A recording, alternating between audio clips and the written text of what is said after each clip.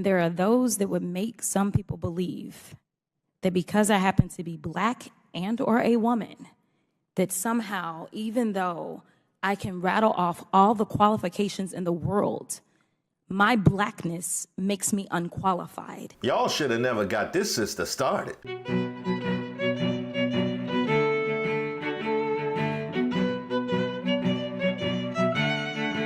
Welcome to Street Politics. My name is Reese Waters. Don't forget to like the video and subscribe to the page. Now, I have previously exposed here on this very platform the stupidity and flat out racism and all this anti-DEI rhetoric, be it Claudine Gay. Claudine Gay has suffered attacks on her character and especially her record. You know, the record that includes a BA from Stanford, a PhD from Harvard, being a Stanford professor, a Harvard professor, Harvard's dean of faculty, and finally Harvard's president. A school that's had multiple presidents with no PhD, but she has one from Harvard. I suppose that's not enough. The Boeing fiasco or the Key Bridge in Baltimore. Now, just put aside for a moment, how the f is this the mayor's fault? Links to those are in the bio, by the way, but Congresswoman Jasmine Crockett just dropped the mic. I just want to go over a few things that are concerning and alarming to me. I don't know if you're familiar, but have you ever heard of Project 2025? I've read about that, Congresswoman. Okay. And there are some things indicated in Project 2025 that are quite concerning to me. And I want to talk about a few of those topics because this hearing almost feels like a Project 2025 hearing. One of those topics is diversity in the workplace. The agenda includes making sure that the next conservative administration dismantles DEI apparatus by eliminating various chief diversity officer positions, et cetera. And you engaged in an exchange earlier with one of my colleagues, and I don't know if you recall, but it was hitting me a little differently as a Black woman sitting here, because it almost seemed as if you either get diversity or you get qualifications. It did not seem as if my colleague understood that someone can be diverse and qualified.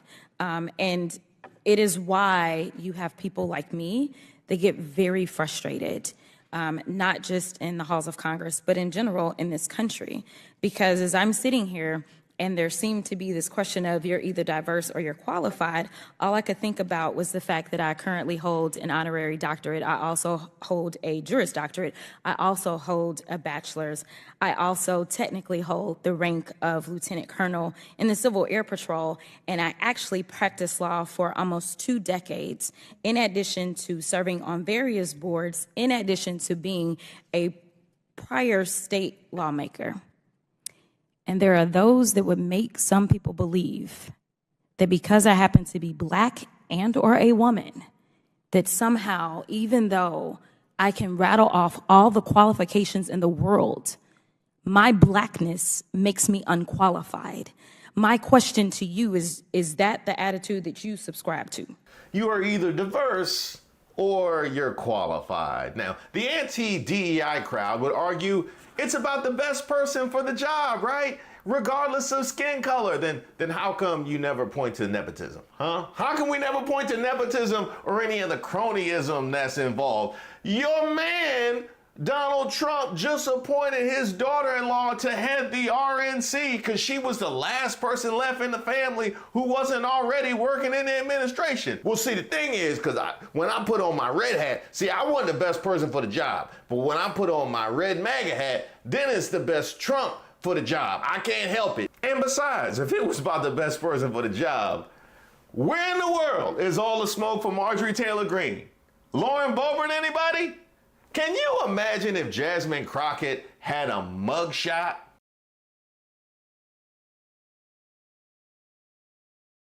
How about if her feed was filled with video of her working out?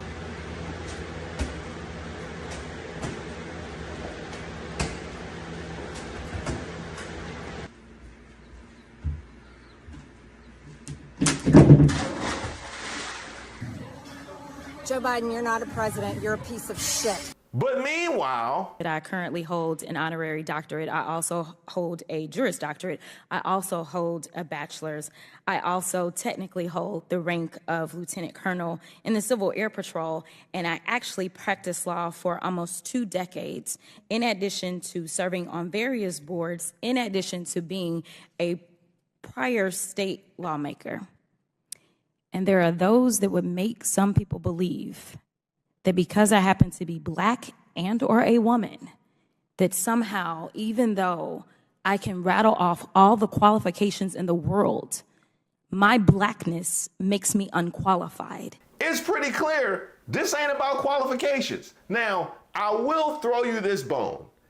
It seems pretty clear you don't vet anybody on that side of the aisle. You know, Cain killed Abel, and that's the problem that we have. And I said, what we need to do is look into how we can stop those things. He talked about doing a disinformation.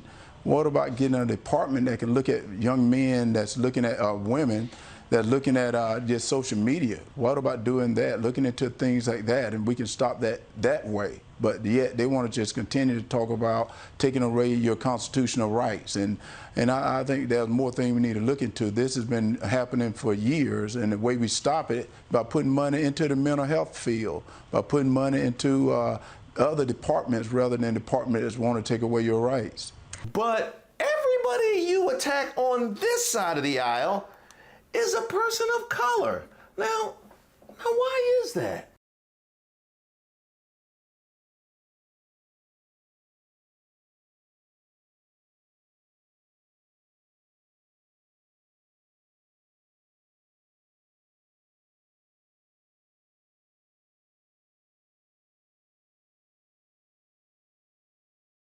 That is quite the coincidence. Is this some kind of passenger 57 thing? Always bet on Black? Well, let me give you a word of advice. Always bet on Black. In fact, the best argument for DEI programs is your own racism. No, they ain't ready. They not, because they not ready to hear this. They not ready to hear about themselves. You know what? I'm gonna give it to you. Your racism got away from you and wandered away from the porch without a leash. The sheer fact that you identify any Black person, whether they earn their position through years of service, DEI. They were nominated, DEI. If they were elected, DEI. That's the reason why diversity initiatives are necessary, because too many of you can't evaluate us based on anything other than the color of our skin. And you made that abundantly clear in your reaction to Jasmine Crockett. That is right, you played yourselves. No, we don't need no cash registers in this here store, because cash registers make you stupid. Hold on a second. What's that, $5.95? Okay, out of 20, there's your 10 back. Thank you for coming. You are literally proving the necessity for the thing that you detest so much. And that's before we get to the fact that, like Baltimore Mayor Brandon Scott, Jasmine Crockett was elected. I guess that was some kind of special DEI ballots that people were casting in Baltimore and Texas. And what is that? Like a ballot made out of kente cloth? Is that what it is? Like a little kente cloth in the corner, or is it just like an all Black ballot with white writing on it? Is that what the DEI ballots look like? And if you're wondering, by the way, his answer to Jasmine Crockett was pretty interesting in itself. My Blackness makes me unqualified. My question to you is that the attitude that you subscribe to? Absolutely not, Congresswoman. And in fact, what we do at OPM every day is look to knock down barriers that are keeping qualified people like yourself, qualified people from all across America for pursuing federal jobs. Some of the things that we've done, for example, are eliminate unnecessary degree requirements and assess people based on the skills that they have and not just where they learned them.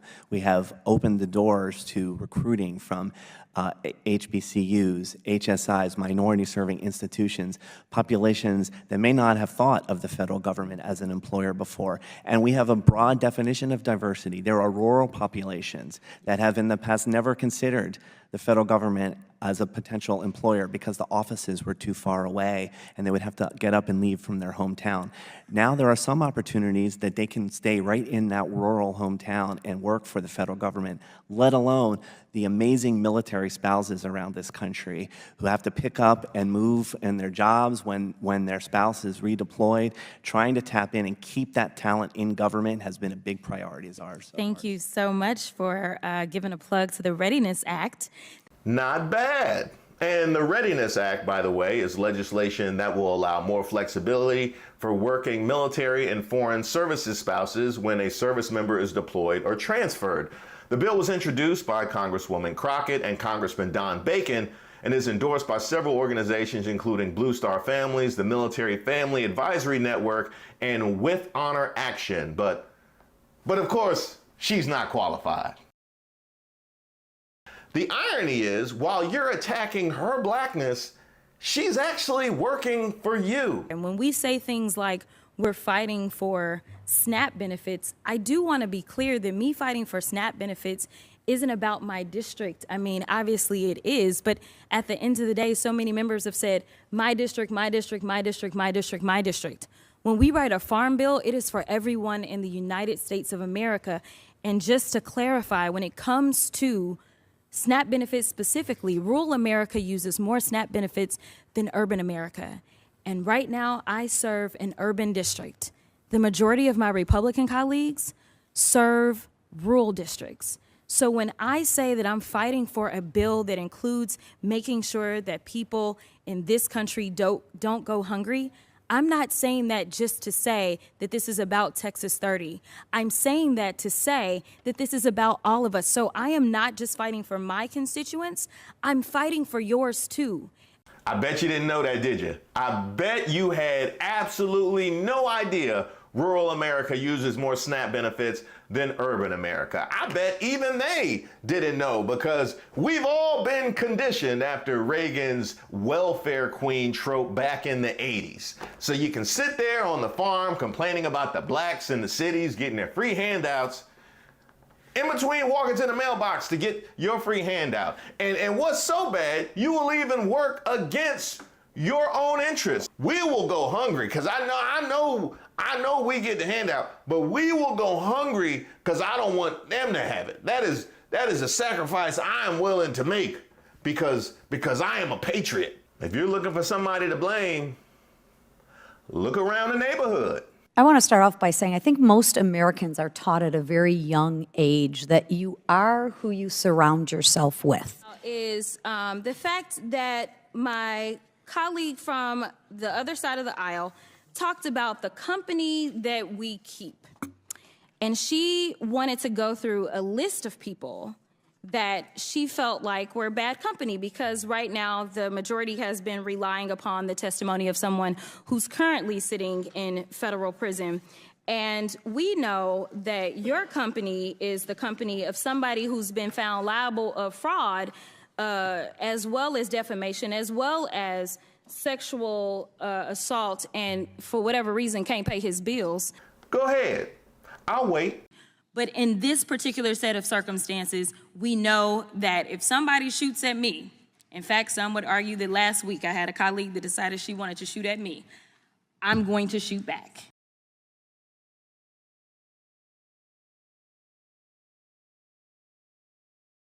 She's a bleached blonde, bad-built, butch body, swinging for the fences, good God almighty. A heat-seeking missile, too scared to debate, cries like a baby when she don't get her way.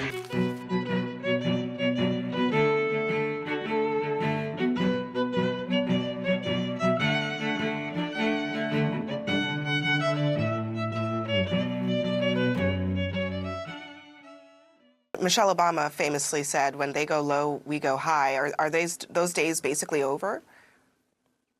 I don't know that we can even call this a low. I mean, she goes to hell, and then I do my best to remind her as to why she should not cross me. I appreciate you, Michelle Obama. I appreciate that. Yeah, when they go low, we go high. A couple times, not forever. No, we ain't going high forever.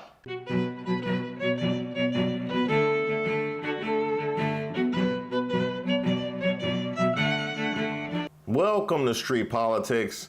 My name is Reese Waters. Don't forget to like the video and subscribe to the page. Now, by now, you've seen the shot heard round the internet. I think your fake eyelashes are messing up what you're reading. If someone on this committee then starts talking about somebody's bleach blonde, bad built butch body. We even got merch.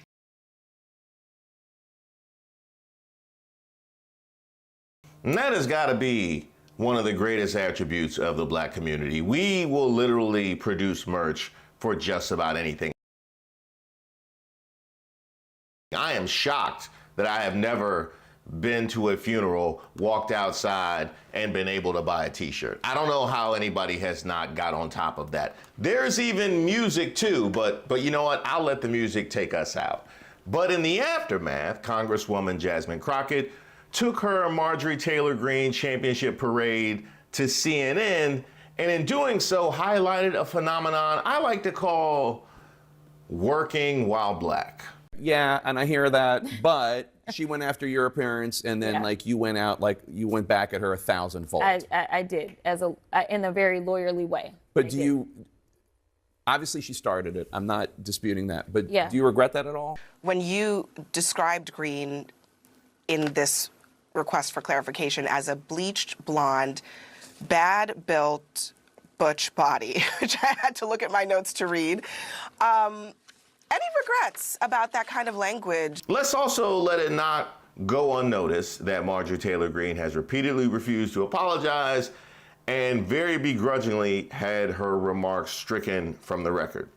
But here you have Jasmine Crockett asked repeatedly whether she has any regrets. So Marjorie Taylor Greene is not asked whether she has any regrets, but it's about Jasmine Crockett, whether you have any regrets. That is interesting. That is real interesting. Any regrets about that kind of language, especially given that you were trying to make a point, frankly, about decorum in the hearing room? I have no regrets, and I'll tell you why. Because Marjorie Taylor Greene is the type of person that if you give her an inch, she'll take a mile. And the fact that they continue to allow her to break the rules of decorum over and over and over, whether it's the State of the Union that the president is delivering and she's wearing a MAGA hat or otherwise, the reason that she didn't have committee assignments before was because she did not know how to conduct herself as a member of Congress. And so if I just sit there and say, oh, well, Marjorie said it about me, what's to stop her to continue to do it again and again? And at the end of the day, I was elected as a representative of Congress, but that doesn't mean that I'm supposed to be somebody's doormat. That is an excellent point. A number of excellent points that she raised. Number one, about Marjorie Taylor Greene's committee assignments. There's no way in hell anybody would openly welcome her onto any committee. She was able to leverage that as a part of negotiation for the speaker. Keep that in mind. Number two, she mentioned, I'm not here to be anybody's doormat. In other words, you actually already have regulations to prevent this thing from coming to a head that you refuse to respect, so you leave it upon me to have to defend myself because you won't protect me as an employee. Working while black. I also appreciate that she laid down that Marjorie Taylor Greene is a habitual line stepper. And we all know a habitual line stepper. Step across the line. Habitually, he's a habitual line stepper. Somebody who has been enabled by whether it's their significant other, by whether it's their old job, by whether it's their friend group, whatever the case may be, they think they can just act however they want without any repercussions, and then they bring that behavior to you. So then it becomes incumbent upon you to correct said behavior when that's not your job and you don't have the time or the inclination to raise another adult. But she had time today, and in that moment, she sunned Marjorie Taylor Greene. That is how you handle habitual line steppers. But if you do your job, we shouldn't have to. Greene brushed off any criticism that she got over the last 24 hours, writing this: AOC isn't intelligent. Jasmine Crockett has fake eyelashes. These aren't attacks on personalities. These are just facts. CNN actually asked her for comment, and this is a statement that we received. She said the only member that brought up any reference to color was Congresswoman Crockett. She's putting that on you. You have since called her racist, Congresswoman Greene. I want to understand your perspective of this. Do you think her going after your eyelashes that in itself is racist? I think her specifically doing it to me, yes, that was the intent. As has been stated, you know, women wear makeup, we wear lashes, we wear all types of things to beautify ourselves. But MAGA has historically been on social media doing the things where they're saying, oh, she's black with lashes and nails and hair, and so she's ghetto. And so to me, this was her buying into that rhetoric and trying to amplify this for the MAGA crowd. And so, yeah, I absolutely think that she only did it to be racist towards me. Okay, so we are still hiding our hand. We are still throwing rocks and then hiding our hand, Marjorie Taylor Greene. These are just facts, right? These are just the facts that I just pulled out of thin air and happened to throw out there. Then why is it that the reaction to the worst of your constituency, and by that I mean internet constituency, not actually people using the internet in Georgia, because I don't know that they have the internet and see exactly what a fool you're acting like on Capitol Hill. But I'm talking about the worst of the MAGAs on the internet who immediately went with ghetto in criticizing Jasmine Crockett. They gave away the game. I don't know if you're on the internet and you saw that they gave away the game by immediately calling Jasmine Crockett ghetto, and you just happen to go with fake eyelashes. That's a nice try. In that moment in the hearing room, why did you react the way that you did to the comment that Marjorie Taylor Greene made about you? So I want to clarify that I actually did not react instantaneously. I actually was trying to allow the process to work. So you heard from AOC, who is our vice ranking member, and you heard from Jamie Raskin, who's our ranker, as we attempted to go through the process. And there was an agreement, and of course, Marjorie had to be Marjorie, and she refused to actually apologize. Therefore, I needed clarification as to why the chairman refused to actually take her words down, which meant that she would be kicked out of the committee room for the rest of the hearing, which would have been appropriate. In other words, had you adjudicated this the way that you are supposed to, the way that you have instilled in Jasmine Crockett and everybody else who's sitting there in that committee room, had you actually followed through on the rules of decorum, she would have been ejected. And to Jasmine Crockett's credit, she actually did say nothing until this process had all played itself out. So it's your enabling of Marjorie Taylor Greene's behavior that brought this to a head. But yes, of course, Jasmine Crockett would be the ghetto one for adhering to the rules that you have laid down, that you refuse to enforce, and she refuses to respect. Working while black. But Michelle Obama famously said, when they go low, we go high. Are those days basically over? I don't know that we can even call this a low. I mean, she goes to hell, and then I do my best to remind her as to why she should not cross me. I appreciate you, Michelle Obama. When they go low, we go high.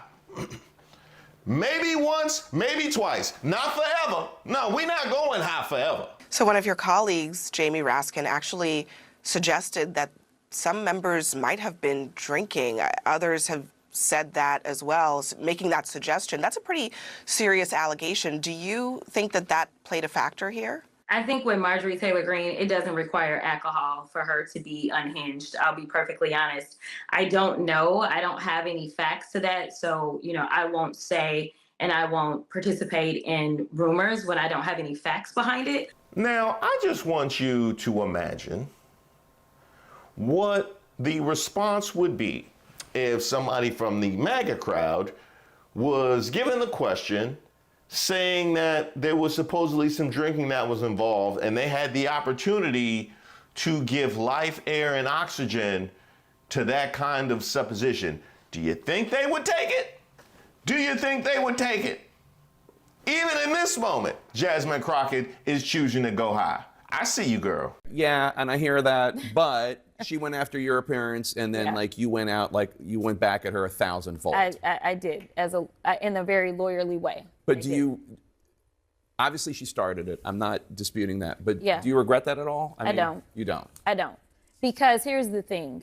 I signed up to be a member of Congress. That didn't mean that I was supposed to walk into a position where I'm going to walk in and be disrespected. It's already a hostile work environment being there, and we do have rules. The problem with MAGA is that MAGA does not respect rules, nor do they respect the law. That is exactly why they're all running up to Trump's trial, because he's in trouble not because of some big conspiracy by the Biden administration. He's in trouble because he fails to respect the law. The reason that the Supreme Court right now is debating whether or not Trump can commit crimes or any president can commit crimes and then be let off is because they have no respect for law. The party of law and order is gone at this point in time. Now, that may be the single biggest takeaway from all of this, and it's something that I've outlined in past episodes of Street Politics.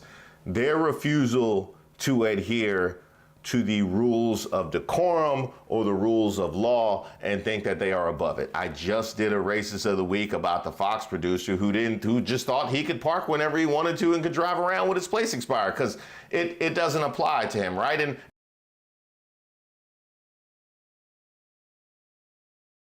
And why would it when you look up to a man who is right now running the Republican Party, who repeatedly feels like the rules don't apply to him, in fact, went all the way to the Supreme Court to say that the rules don't apply to him. So what is that pass that gives you the magic ability to do whatever you want and feel like the rules don't apply to you? What is it? Is it height? Is it hair color?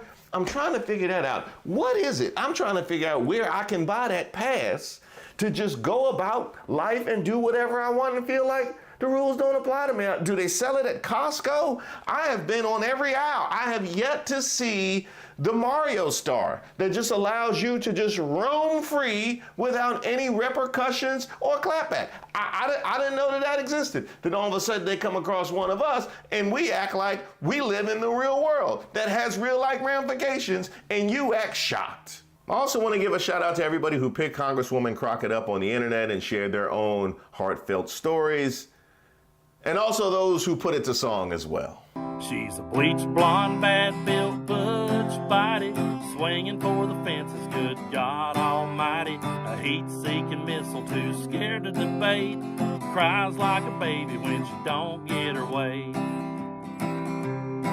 Yeah, she can dish it out, but she sure can't take it. Her whole damn life, she just fakes it to make it.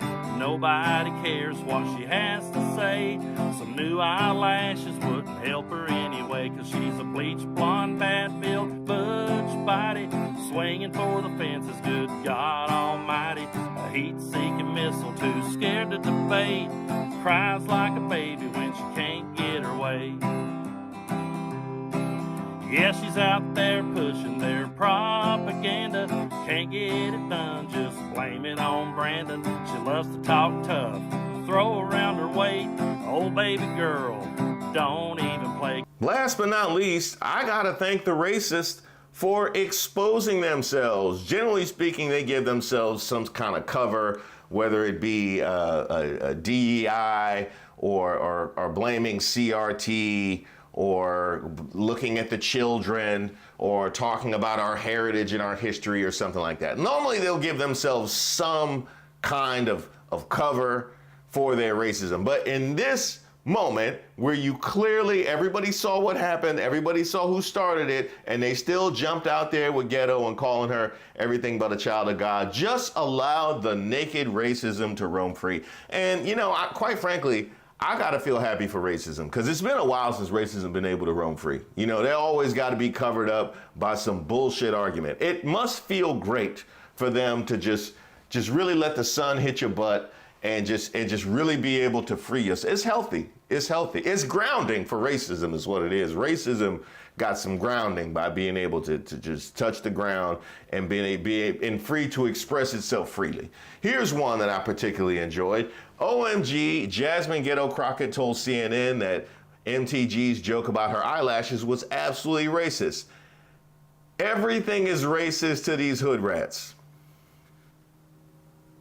Stop playing the race and victim card. She just really went and typed everything is racist to these hood rats with not a lick of self-awareness. I would love to be able to go about life with that little self-awareness. I really would. I really would. Like the things that would be possible if I could have that little self-awareness to type out everything is racist to these hood rats. Man, really it's a waste of potential. It is a real waste of potential that amount of unbridled confidence exists in somebody who's using their time on the internet in this way. There's also this one. Jasmine Crockett went on CNN and said she doesn't regret acting like a thug. Oh, they love using thug in Congress when she went unhinged with insane shouting and vulgarity against Rep. Marjorie Taylor Greene. Crockett is as low IQ and low class as you get. Expel her. Now, I have outlined myself, as has Jasmine Crockett outlined, the many ways in which Marjorie Taylor Greene has been a habitual line stepper when it comes to the rules of decorum. But it is Jasmine Crockett that needs to be expelled. And they also go with low IQ and low class. Meanwhile, Jasmine Crockett has a law degree and Marjorie Taylor Greene's highest level completed involves some form of CrossFit. Not to mention the fact that she couldn't even sit and be decent at the State of the Union address, which has been happening for decades. And there's been a lot of lunatics that have sat and watched the State of the Union address just because we just have a lot of lunatics in society. They all were quiet. None of them wore hats. She wore a hat, but Jasmine Crockett has to be expelled, and she is low IQ and low class. I feel like it is high time we redefine the word ghetto. You know, I feel like it has really gotten away from its roots because where I come from, you know, being ghetto would be some form of, I don't know, multiple baby mamas, on your third marriage with 81 cases, one of which involves you paying a sex worker. Like that would probably be pretty ghetto, or maybe being kicked out of a theater because you can't keep your hands to yourself as an adult, and then coming out and lying and saying that it wasn't you over vaping, which actually was far from the worst offense, but you let it get to that point because you challenged the vaping. Like that would probably be pretty, you know what I mean? That would probably be, you know, vaping around a pregnant lady while you getting handsy. That would be pretty ghetto. You know what I mean? I'm just saying that'd be pretty ghetto. And that's before we even get to Marjorie Taylor Greene and the whole thing with the chef and the trainer you know, I feel like we need to redefine the word ghetto. And you know what? I got time. Like Jasmine Crockett said, I got time. So stay tuned. Don't come for me. That is all that I need to tell her. Don't come for me.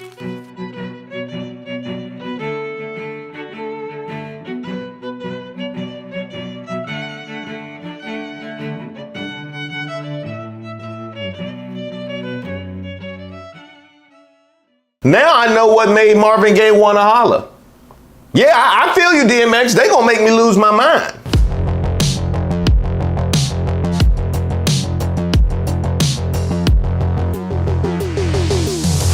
Don't forget to like the video and subscribe to the page. My name is Reese Waters, and I'm troubled. An Oklahoma Supreme Court has dismissed a lawsuit filed by the last known survivors of the 1921 Tulsa Race Massacre, who were seeking reparations for the destruction of their community. This ruling represents a significant moment in the ongoing quest for justice for the survivors and their descendants, highlighting the complexities and roadblocks thrown up when trying to address historical racial injustices through the legal system. You know, the system that we use to address every other injustice in society. But when it comes to racial injustice, all of a sudden things are a little different. There's nothing just the victims of terrorism and mass violence. Leslie Benningfield Randall, 109, and Viola Ford Fletcher, 110, both survivors of the massacre, saw their lawsuit dismissed by the Oklahoma Supreme Court. The court upheld a lower court's ruling, stating that the grievances related to the massacre, despite being legitimate, did not fall under the state's public nuisance statute. So what does it fall under then? Huh?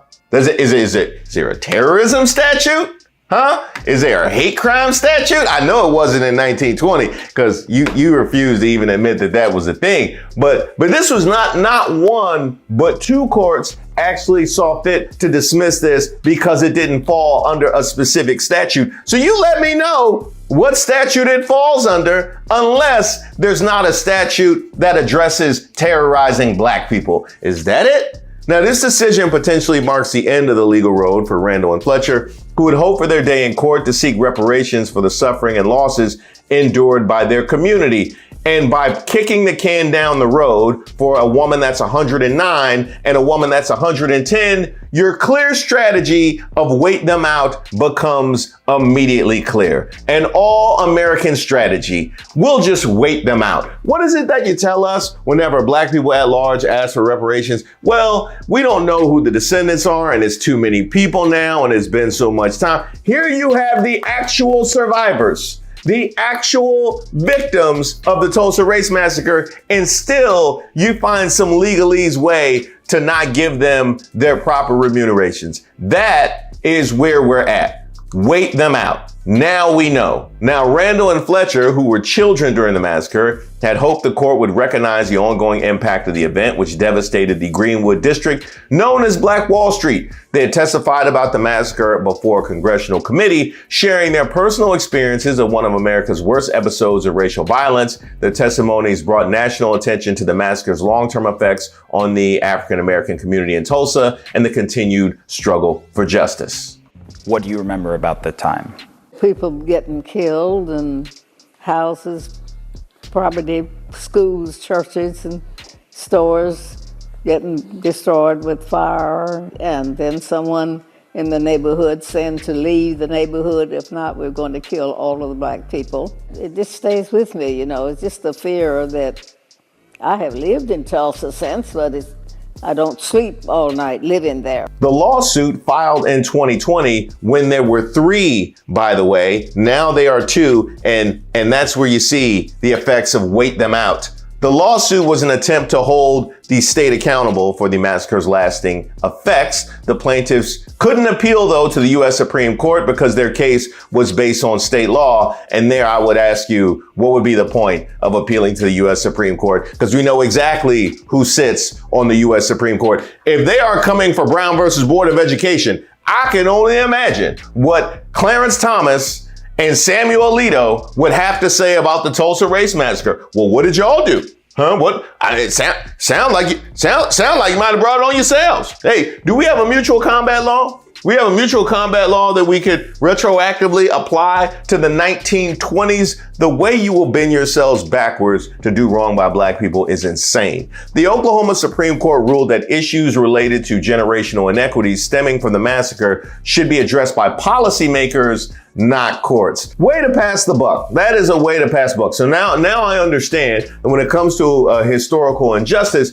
we can't address them directly like you would do in a court. When it comes to any other injustice, we just have to innocently wait for a legislature or a policymaker to, out of the goodness of their heart, just bestow upon us what was taken away. Is that what it is? Now, the ruling underscores the limitations of the judicial system in addressing complex historical injustices that have long-term socioeconomic impacts. Actually, did I say historical injustices? Sorry, I meant black injustices.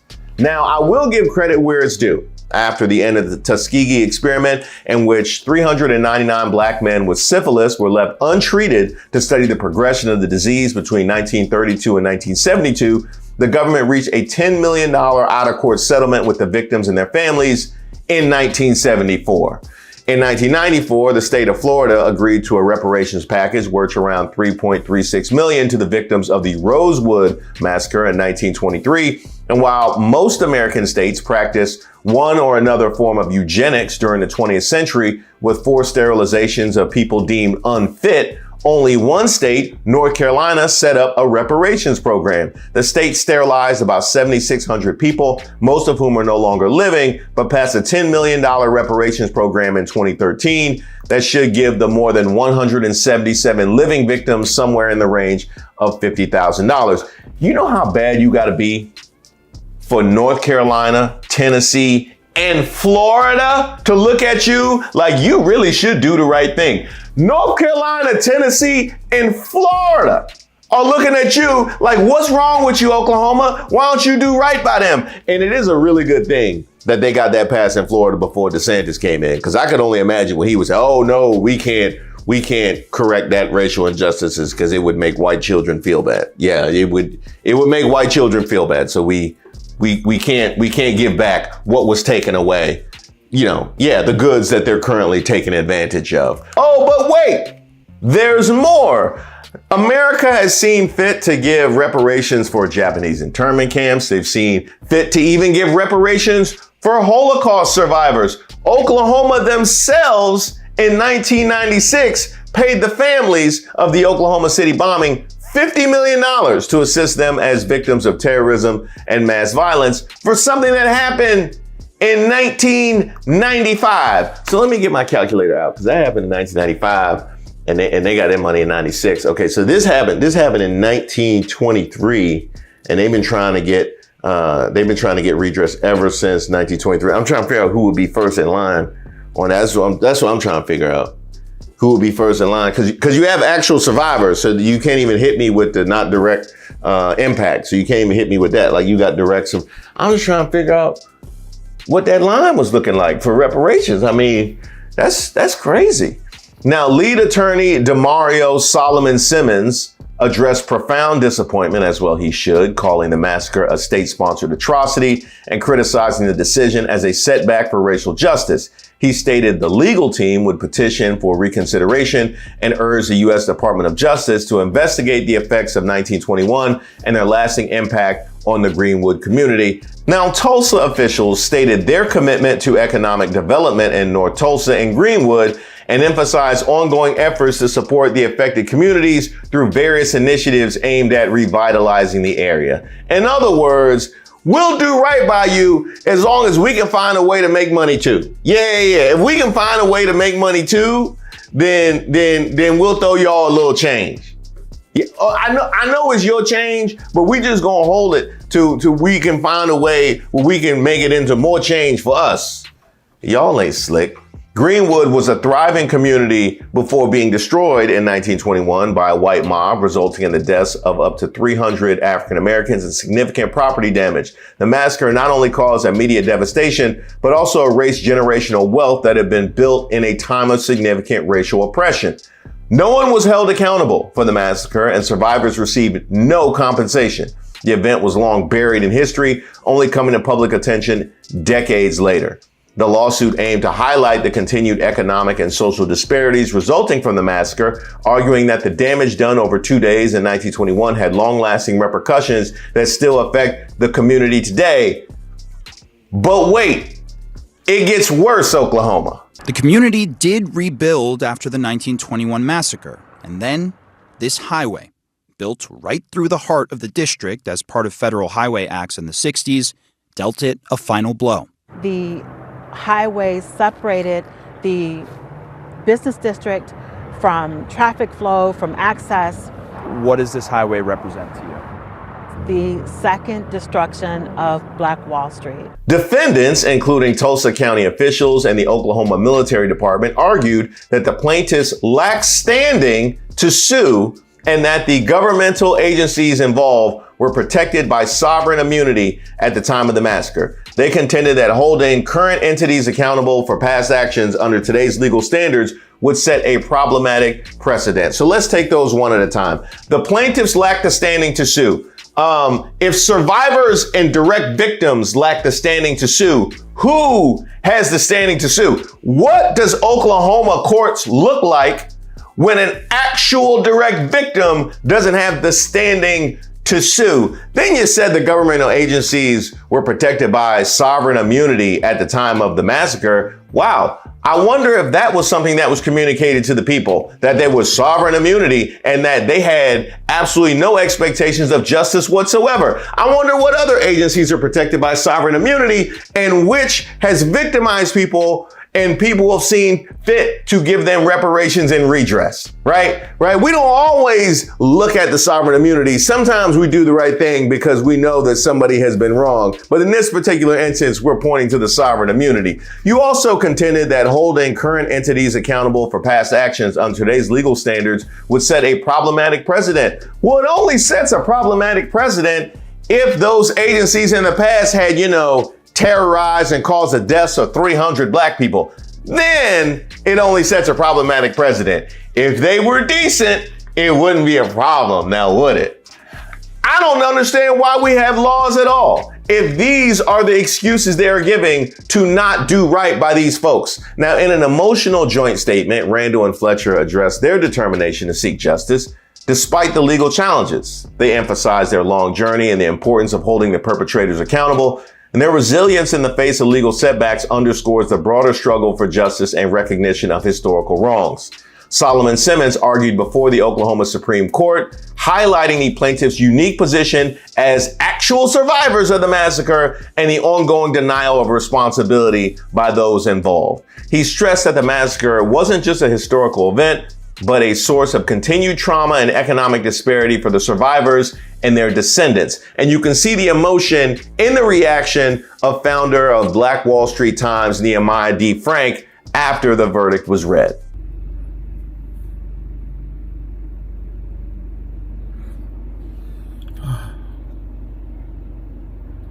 I'm so fucking angry right now. I hate doing camera shit. I hate it, man.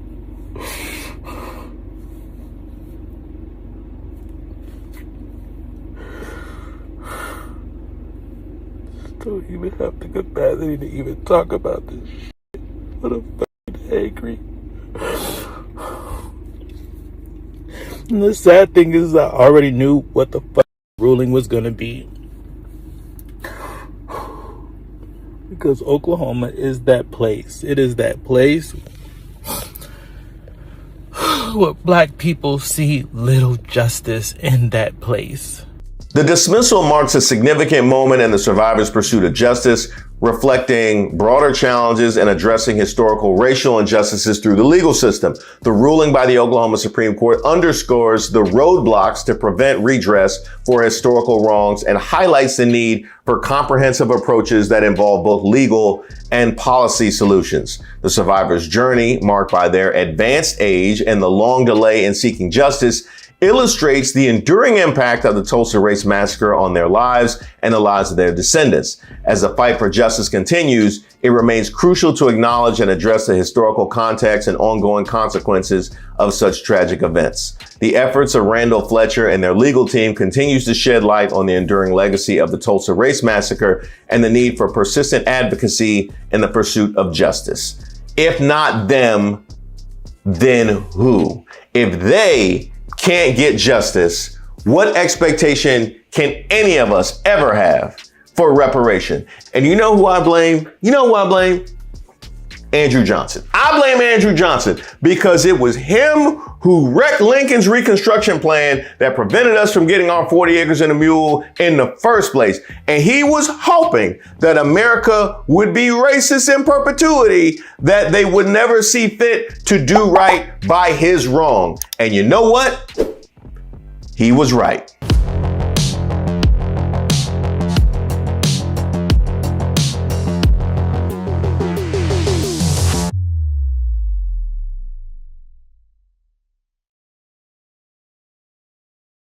Anarchy, which apparently is the thing that Greg Abbott wants to see in Texas when you wink, wink, nod, nod to this kind of thing.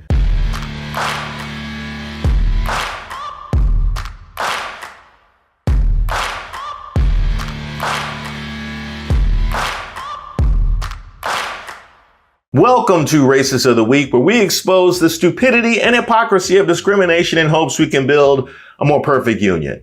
And also laugh. As usual, I would like to thank today's sponsor, Racism. Don't forget to like and subscribe to the page, and definitely leave me any possible suggestions for nominees in the comments. Oh, him? Don't worry about him. He needed to see this and exactly what his state has become.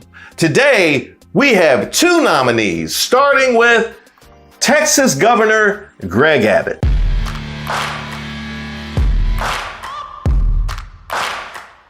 Now, so many of you guys recommended Greg Abbott for Racist of the Week. I feel like I should probably name the award after him for at least a month or so, maybe beyond that. But this month, the Texas Parole Board unanimously recommended the pardon and release of Daniel Perry, a former U.S. Army sergeant convicted of killing Garrett Foster, a white man attending a Black Lives Matter protest with his black fiancée.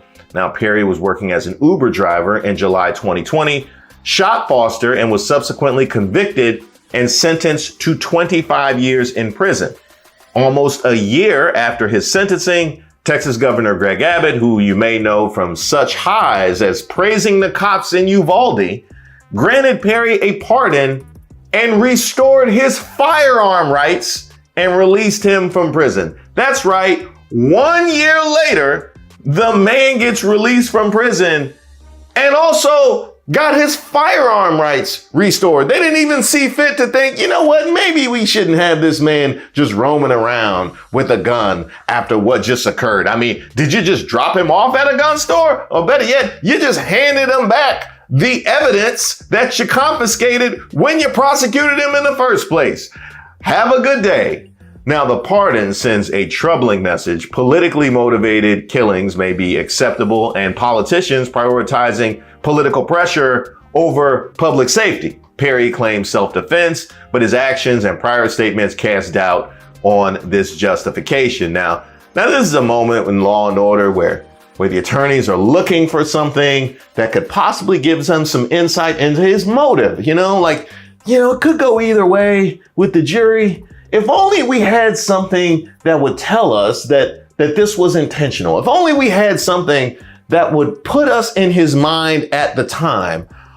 Oh wait, during Perry's trial, it emerged that in the weeks before the incident, he had shared white supremacist memes and talked about how he, quote, might have to kill a few people who were demonstrating outside his house in 2020. There it is right there. Oh man, that's not it. There's more? Oh, there's more. He also compared Black Lives Matter movement to, quote, a zoo full of monkeys that are freaking out, flinging their shit. And days into nationwide protests sparked by George Floyd, Perry sent a text message saying, I might go to Dallas to shoot looters. The man said, I might have to go to Dallas and shoot looters. And that's who you pardoned? On the day of the incident, Perry drove into a crowd of predominantly black protesters, ran a red light, and shot Foster, who was legally carrying a firearm but hadn't threatened Perry, according to eyewitnesses. Well, that is pretty heavy-handed, I would say, even for a Law and Order episode. Like, one of those things would have been enough to convict. But all of those things, they're just getting lazy at Law and Order. They are just getting, that's too much evidence. That is too much evidence. I mean, of course you're going to convict. And they did. Yet Governor Greg Abbott, under political pressure from conservative media and political figures, directed the parole board to review Perry's case shortly after his conviction, leading to the pardon. So we have cliques driving content, driving policy. We have people that are looking to say the most incendiary things possible to garner attention for their particular cause, being the ones that are pressuring people that are actually affecting people's lives and changing policy, even the justice system. Why not just let the people vote? I mean, really, why not just let the people vote? Why have it be so indirect as go through all the trouble of having a trial, and then it depends on how my people react to it and my constituency react to it. Well, they're upset. Well, now I got to do. Why not just let them vote? Why not just let them vote? There's no reason to have a trial because you clearly disrespected everybody who sat on that jury. But then again, Greg Abbott didn't see fit to pardon Crystal Mason. who got the 5-year sentence for voting illegally, despite it being a provisional ballot. And there was substantial pressure and attention given to that injustice. So let me see, you got pressure here and you got pressure here. So really, it's not about the pressure, it's about the direction of the pressure. I think I got it. So some pressure you listen to and some pressure you don't. I think I understand. So Abbott's decision reflects the influence of wealthy gun lobbyists and the state's permissive self-defense and open carry laws. Foster's death exemplifies the deadly consequences of those very laws themselves. Even Texas police recognize the dangers of open carry laws, as noted by Ray Hunt, executive director of the Houston Police Officers Union. Despite this, Abbott used the pardon announcement to reaffirm Texas's strong stay-in-your-ground laws and signaling support for armed right-wingers to act violently without fear of legal consequences. That exactly is the message that he is sending. Wink, wink, nod, nod, I got your back. And Greg Abbott, exactly how does that go? Go ahead and play the tape through. So exactly how does that go? Just armed conflict in the streets? The very thing that you point to when you talk about all these liberal cities burning, where all the people who influenced you, all of these right-wing talking heads who influence you love to pick out content of just anarchy, which apparently is the thing that Greg Abbott wants to see in Texas when you wink, wink, nod, nod to this kind of thing. Very well done. Now, Greg Abbott has absolutely earned the right to be Racist of the Week all by himself. He 1,000% has earned it.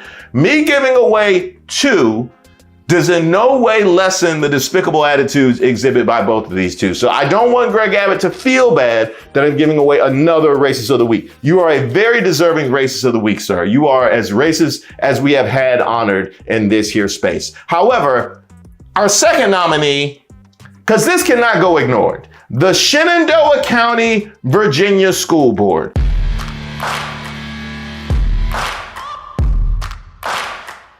So earlier this month, a Virginia school district voted to reverse a 2020 decision and restore the names of Confederate military officers to 2 schools. The Shenandoah County School Board decided to rename Honey Run Elementary and Mountain View High back to Ashby Lee Elementary and Stonewall Jackson High, respectively. Now, if you had never changed it in the first place, the argument was that we are preserving our heritage, we're preserving our history. But how does this look in the light of day that you changed it back? Exactly what case are you leaving the racists of the future? We don't want kids to feel bad, so that's why we took it down. Well, why did you put it back? We decided we didn't care. Yeah, we just decided that we didn't care. So we put Stonewall Jackson back up there. That's what happened.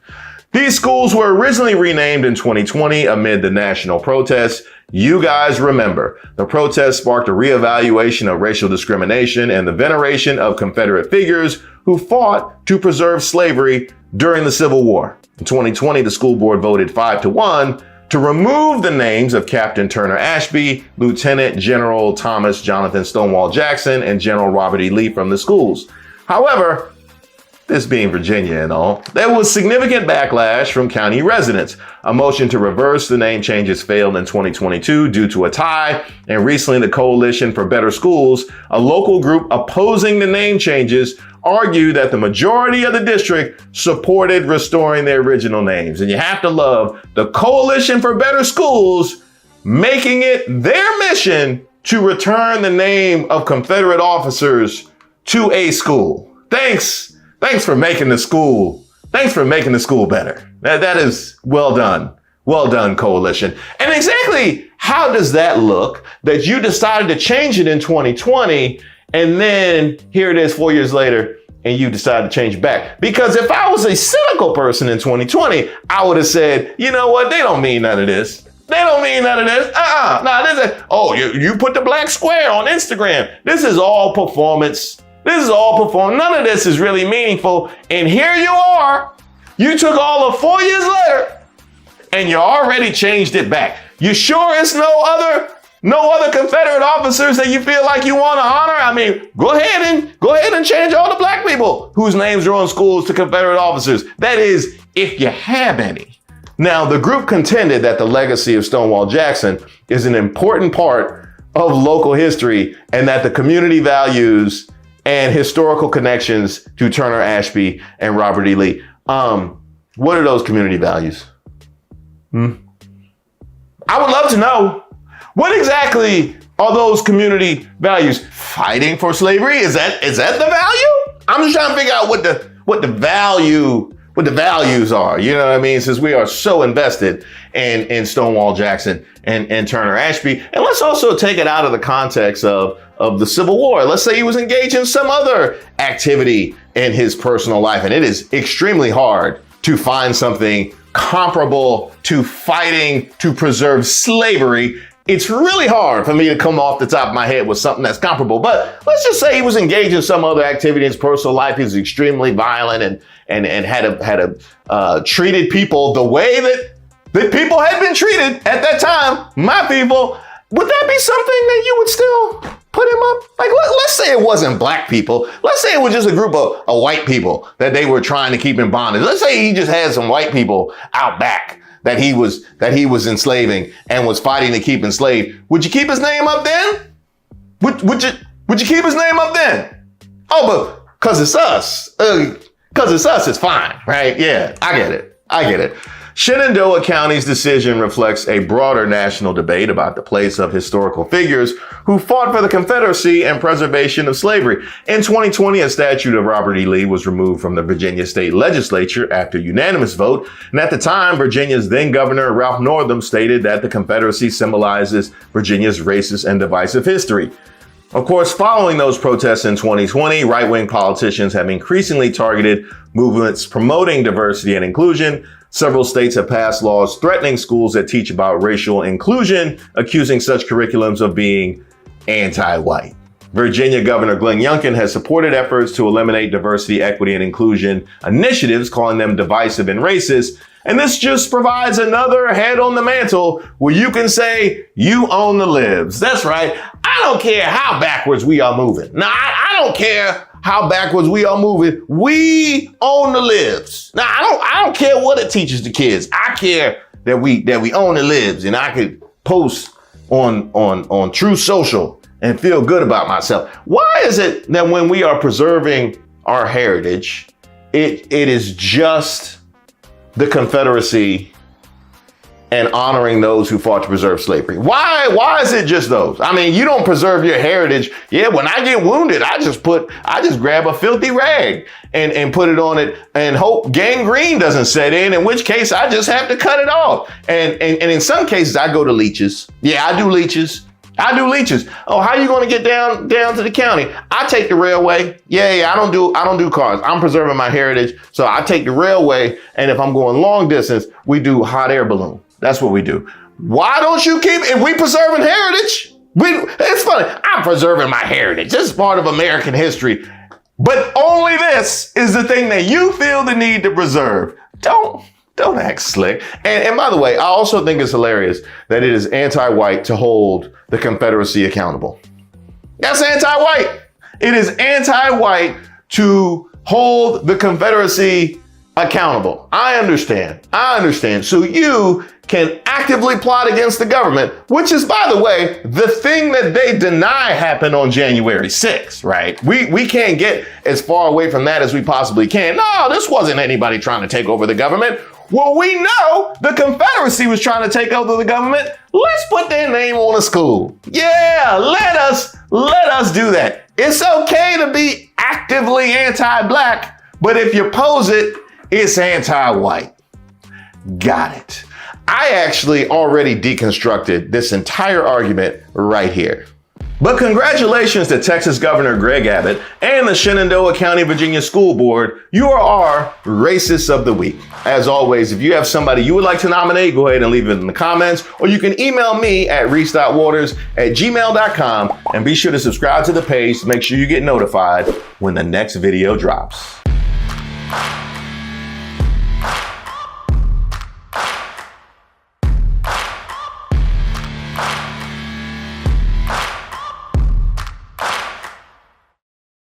see all the white people around Will Smith all you want to.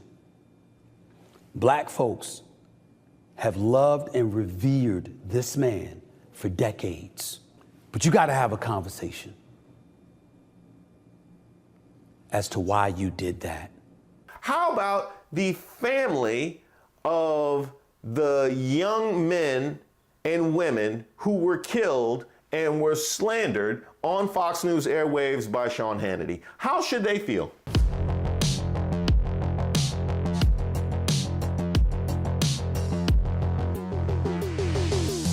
Hi, my name is Reese Waters, and I'm troubled. Don't forget to like the video and subscribe to the page.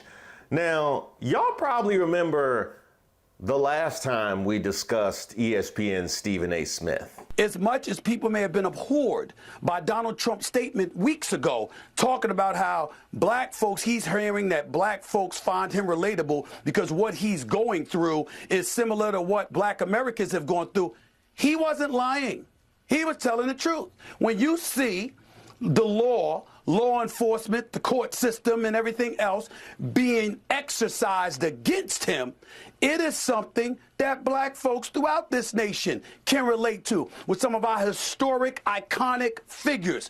We've seen that happen throughout society. So no matter what race, what ethnicity you may emanate from, we relate to you when you're suffering like that, because we know we have. Yeah, because who can't remember the 91 indictments that Dr. King had when he was on his third wife, after he had cheated on Coretta, married a side piece, and then left her for the jet beauty of the week that had posed nude overseas?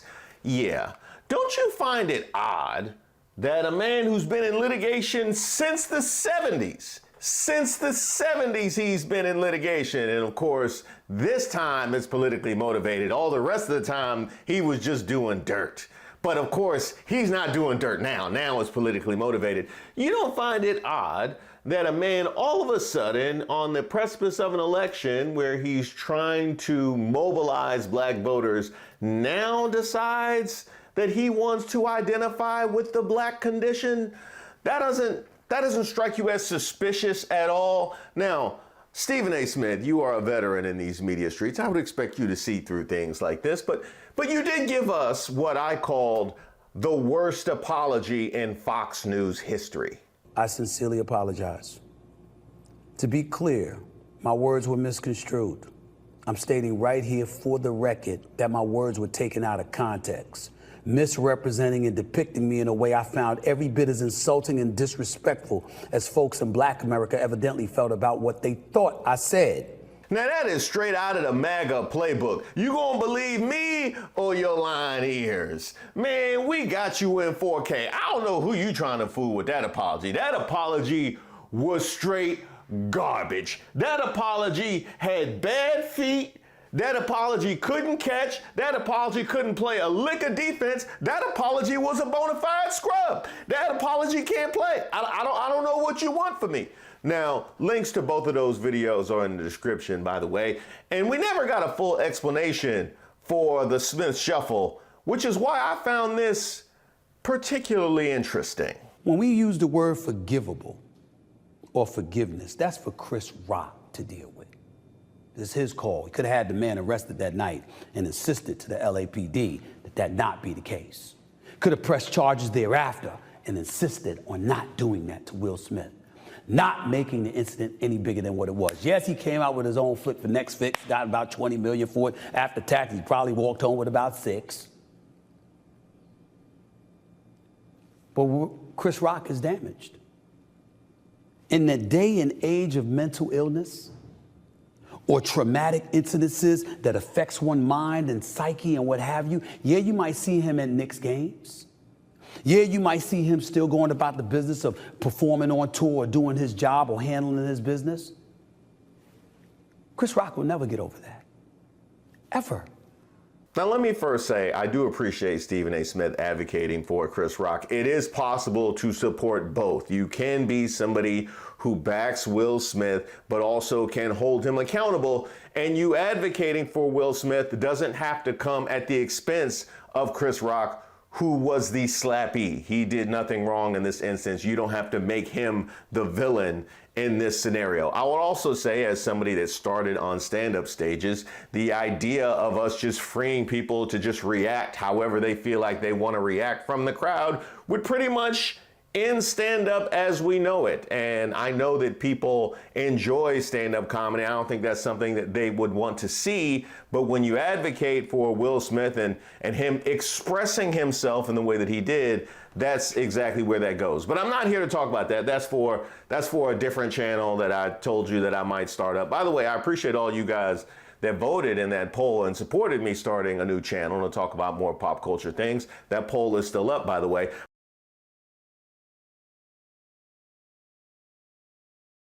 But that's not actually what I'm here to discuss. This is a political channel, and I'm here to discuss some politics. This is what got me in my feelings. Will Smith apologized. I'm not saying he even has to apologize. I'm saying that while I watch him and Martin Lawrence promoting this movie, and I'm quite sure the reason he hasn't addressed it is because the studios don't want him to, and there's an obligation that you have with them, all fair. I get it. But somewhere along the way, he has to sit down and talk to the black community. You can see all the white people around Will Smith all you want to. Black folks have loved and revered this man for decades. He was the closest thing to perfection, as his friend Charlie Mack once told me, for decades. Everybody makes a mistake. This is not hatred. I love Will Smith still. But you got to have a conversation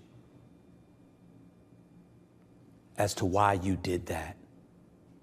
And when you're apologizing, and when you're getting emotional, and when you're thinking about all the lives or the people that you've affected, it's primarily us as black people who have loved and supported you and watched you go on an international stage and slap one of us in the face. Now, I'm really glad you brought that up, Stephen A., because I've been wondering this whole time when we were going to start having these conversations as a black family as to why you did that, because we never got a real explanation for what you said or where you stand. And I'm not one of those people that would hold you accountable for criticizing athletes. I understand that you have a job, and when you criticize what you see on the field or on the court, that is your responsibility. But sometimes that criticism really goes off of the court and off of the field, and that is something that I will hold you accountable for. You remember threatening Kevin Durant a couple of years ago? Because I do. I also remember the many aspersions that you cast on Kyrie Irving, even advocating that he should retire. And a lot of that went well beyond what was happening on the floor. Now, I must put front and center, because how can I not, the many, many times that you appeared alongside your friend, Sean Hannity. 500 people getting $53 million, and you're right, that's going to lead to a Trump victory. You're not wrong on that. I'm looking so forward to my podcast, No Mercy, tomorrow. It'll be posted tomorrow. Me talking to the one and only Sean Hannity. There are way too many people in this country that want socialism. Right. But socialism, I wrote a chapter in my last book, Live Free or Die. That's right. Socialism, whatever form, manifestation, name, every time it's promised, promises are never fulfilled. It always ends in more poverty and a loss of freedom. Do you see Joe Biden as a president with serious cognitive decline?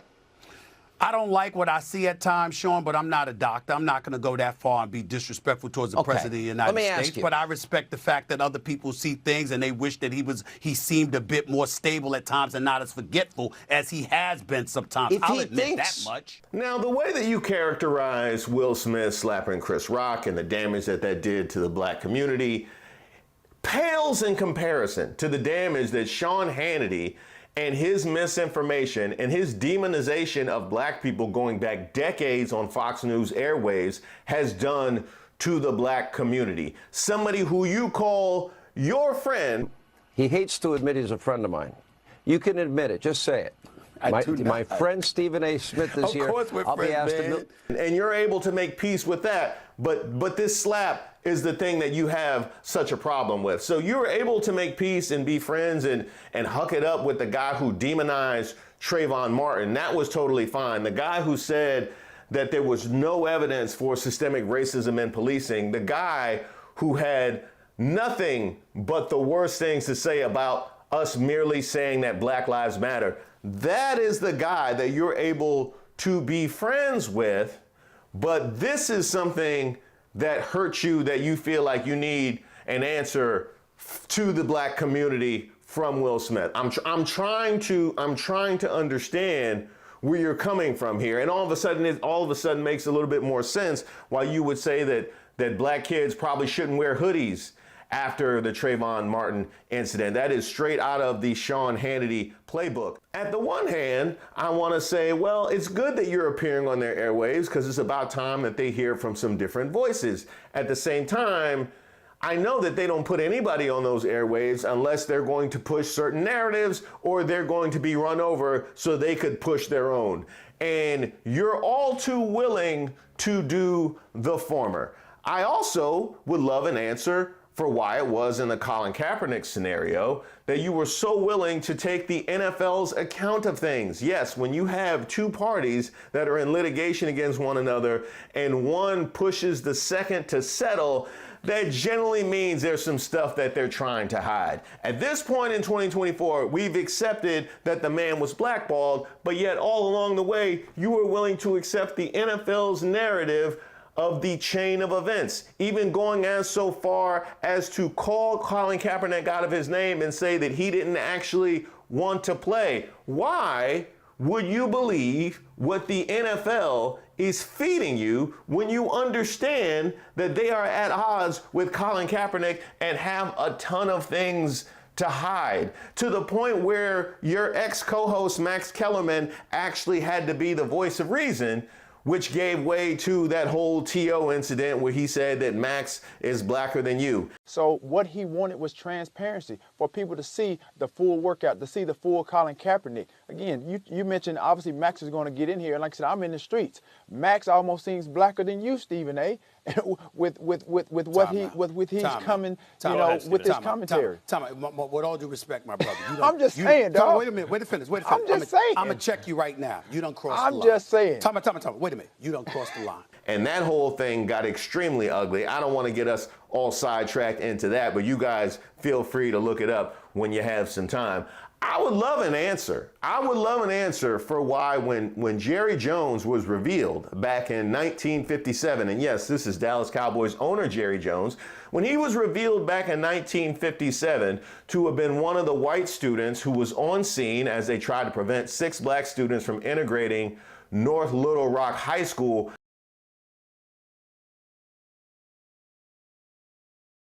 Why you were so willing to give him a pass. You really didn't seem to want to address this at all. And I understand this is a man who you have a great relationship with. I mean, I wouldn't call it you and Sean Hannity tight, but it seems to be pretty tight. So does that, is that really, that causes a subjugation of the greater ramifications of him being one of the folks that's actually trying to prevent a high school from being integrated back in the 50s? Does your personal relationship really take precedence? So you speak truth to power unless I have a personal relationship. Like, is that what it is? And I understand, yes, it was a long time ago and he was a teenager, but I also find it curious. Have you ever heard him talk about that day and how it affected his perception of race? Have you ever heard him talk about how that day really changed him forever? You ever heard him say anything like that? No. He actually never mentioned it again until he was outed. Now, why is it that somebody who was on scene for something like that would never mention it, if not for it being something that he's not particularly proud of? And we're also making a lot of excuses for his potential age. It looked to me like he was around his contemporaries. So would he then be free to be an active participant and he would still be absolved because of his young age? You even went so far as to, on your platform, say that he didn't deserve this. And let me say this. I'm pissed off, but not for reasons that people would think. I'm very, very fond of Jerry Jones, and I'm not hiding that from anybody. Is his record perfect? No. But I'm pissed off because he doesn't deserve what just happened. He doesn't deserve it. One report, our report, said he was 14 years old. Yeah. Another report said he was 15 years old. At minimum, that's 65 years ago. That's right. Poor old Jerry Jones didn't deserve this. That is who I choose to feel sorry for in this moment, is Jerry Jones. You know who I feel sorry for? Obviously, I feel sorry for those poor children back in 1957. I also feel sorry for any minority coaching candidates that have gone in front of Jerry Jones because he hasn't seen fit to hire one. I find that a bit interesting, so I can't really give him credit for the redemption arc back in 1957 when this is how he's moved as an adult. You want to hold him accountable for that, Stephen A?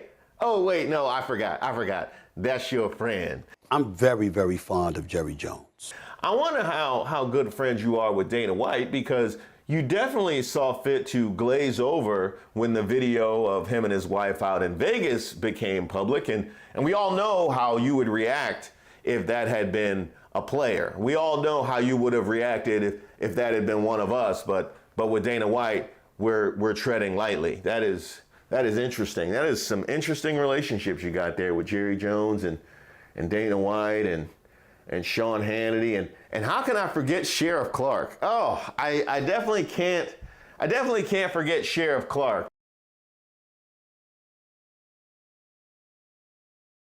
Because it is really fascinating. I can only imagine the kinds of conversations that you have about the criminal justice system and the plight of Black America with Sheriff Clark. I'm sure those are some really interesting conversations that you're having. He has to sit down and talk to the Black community. You can see all the white people around Will Smith all you want to. Black folks have loved and revered this man for decades. He was the closest thing to perfection, as his friend Charlie Mack once told me, for decades. Everybody makes a mistake. This is not hatred. I love Will Smith still. But you got to have a conversation as to why you did that. And when you're apologizing, and when you're getting emotional, and when you're thinking about all the lives or the people that you've affected, it's primarily us as Black people who have loved and supported you and watched you go on an international stage and slap one of us in the face and tarnished an historic event for one of the great Black producers of modern times in Will Packer, possibly costing yourself and Antoine Fuqua an Oscar for emancipation along the way. Stephen A. is right to bring up those who are affected. There are a lot of people that were impacted that don't immediately come to mind, and we have to take into consideration all of the unintended consequences of our actions. As will I. How about the people that were wrongfully pressed by the criminal justice system? How should they react? How should they be affected by the fact that all of a sudden you decide to identify with a man who has been in litigation for decades, who comes with a cadre of lawyers, who has people on Capitol Hill willing to help him violate his gag order, who has judges in his pocket in Eileen Cannon, who has placed people on the Supreme Court who he expects them to be beholden to him? How might those people feel? How might those people feel? You know, the people without all of the lawyers and the people without all of the money being donated to them and the people that can't violate the gag order, the people that don't have judges in their pockets. How exactly might they feel hearing you say that we identify with him because of how he's being treated by the criminal justice system. Here's a better question. How should the Central Park Five feel? How should the Central Park Five feel about you advocating for us associating ourselves with Donald Trump? I got a better one. How about Kwame Jackson? How should he feel? You know, the guy who Trump dropped the N on, right? How should Kwame Jackson feel? You know, former candidate for The Apprentice. How about the family of the young men and women who were killed and were slandered on Fox News airwaves by Sean Hannity? How should they feel? How should the family of Trayvon Martin feel? Or the family of Mike Brown feel? How should the family of George Floyd feel? How should they feel watching you buddy up to Sean Hannity?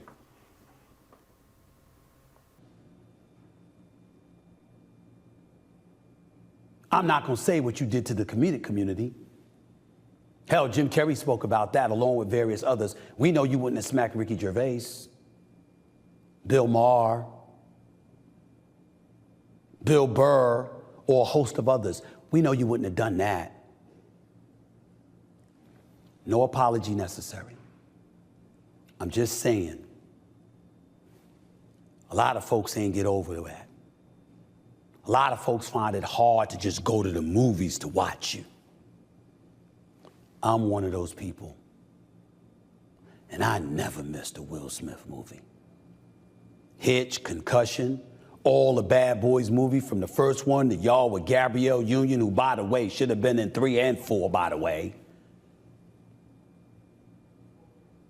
Along with a host of other things. I Am Legend,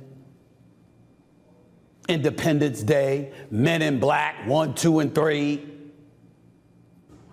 Will Smith, you're phenomenal. Phenomenal talent, phenomenal actor, phenomenal individual. You lost your way one night. We need to hear that from you. I'm sorry. That's what I need to do before I look forward to seeing your movies again, more than seeing a sit down. You know, he's right to bring up that angle. It was a very convenient time and a very convenient target for his rage. And we can ask that question, but I think we know that if you take him out of that scenario and you use somebody else, the chances of him doing that are a little lower. Just like it was convenient for you to echo that Fox News talking point on Sean Hannity, right? Like that was a convenient time and place for you to just go along with the Fox News talking points. Because I have to wonder if you would bring that same energy to Joy Reid. I wonder if you would sit across from Joy Reid and tell her about how we identify with Donald Trump because of his issues with the law. I wonder if you would bring that same energy to Al Sharpton. I think we know the answer to that. So if we're sitting down and having conversations, you know, getting answers on behalf of the black community, let's start with you.